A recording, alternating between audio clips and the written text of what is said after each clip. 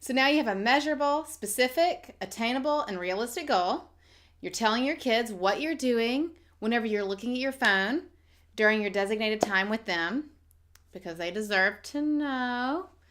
And now you're ready for the tip that is going to revolutionize this media detox. Like, I changed ties. Now I'm wearing my Revolutionary War motif because revolution. I love this way of thinking. This is one of my favorite things about the Lookup Challenge. In case you missed the message on the last video, I'm just like rolling with the ridiculous facial expressions I make. That's what you love about me. So here it is.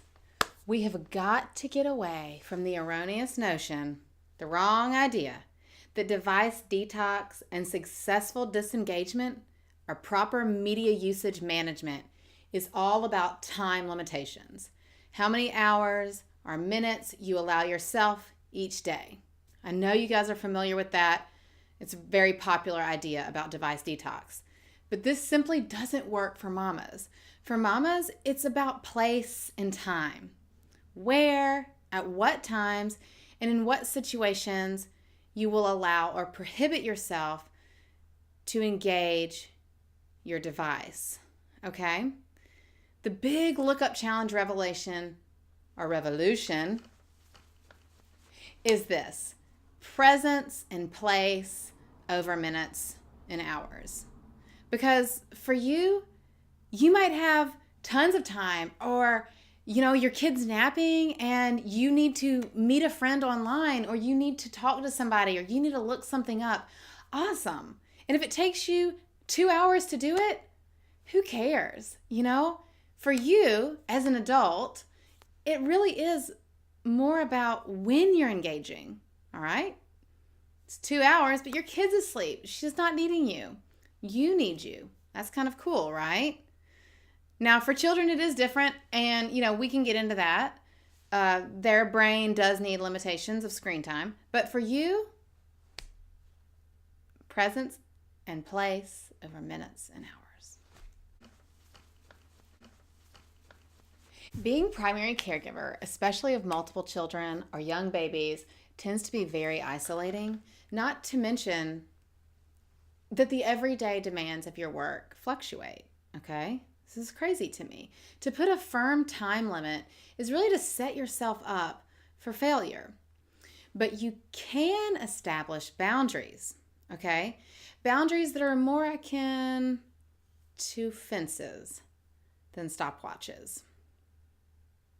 In today's worksheet, you can see that I've left a big open section where I'm encouraging you to list the places and times that you won't be engaging your device. Think about this exercise as a way to place a hedge around some of the most critical and precious moments with your children.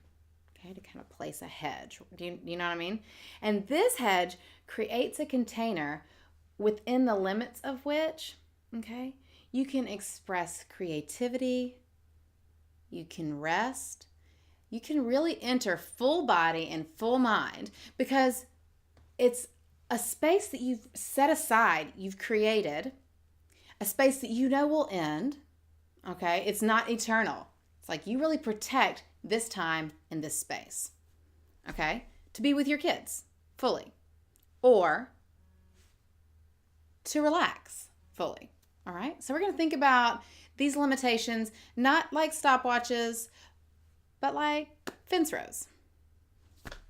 We can talk about moments, interactions that are like just absolutely media inappropriate because of their critical role in child development. And there are those. There are moments that you absolutely should be totally off limits.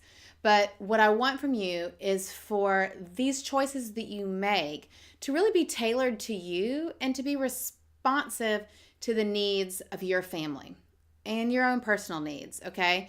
So the most I can really do here is offer you just a few quick ideas that occur to me and some really firm guidance about those places where media use really should be off limits, okay? So, quick tip. The microphone's right there. buy an alarm clock. So I hinted at it in your preparation video, and today is the day that you take your phone off of your nightstand. If you need to look at the time in the middle of the night, you're going to have a clock there.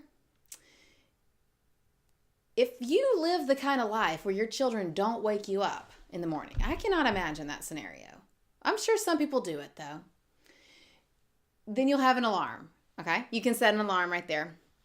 And if you have a little money left over, go and buy a watch. Clocks during this challenge really are going to change your life. So it might be something that I hint at later on during the challenge, but putting several analog clocks in your house so that you can know what time it is will really minimize how distracted you are by your phone. You'd be surprised at how often you look at your phone just to check the time. And then you're like, oh, Susie B told me I look great in that dress. You know. Alrighty, so that's it for day 2. Dos. It's been a revolution. Presence. Your presence. These protected places. Valuable spaces. Over minutes and hours.